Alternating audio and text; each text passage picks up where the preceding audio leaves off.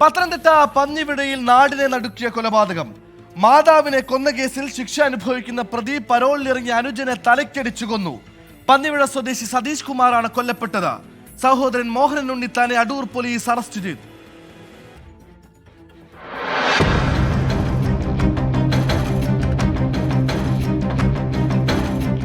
മാതാവിനെ കൊലപ്പെടുത്തിയ കേസിൽ ജയിൽ ശിക്ഷ അനുഭവിക്കുകയായിരുന്നു മോഹനൻ ഉണ്ണിത്താൻ.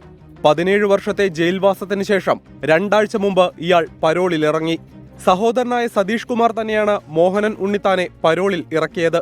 ഇന്നു വൈകുന്നേരം മോഹനൻ ഉണ്ണിത്താൻ മദ്യപിച്ചെത്തിയത് സഹോദരൻ സതീഷ് ചോദ്യം ചെയ്തു.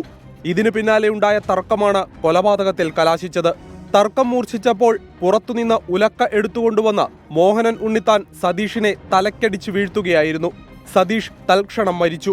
സംഭവമറിഞ്ഞെത്തിയ അടൂർ പോലീസ് മോഹനൻ ഉണ്ണിത്താനെ കസ്റ്റഡിയിലെടുത്തു. സഹോദരങ്ങൾ 2 പേരും അവിവാഹിതരാണ്. പ്രതിയെ നാളെ കോടതിയിൽ ഹാജരാക്കിയ ശേഷം റിമാൻഡ് ചെയ്യുമെന്ന് അടൂർ പോലീസ് അറിയിച്ചു. 24 പത്തനംതിട്ട.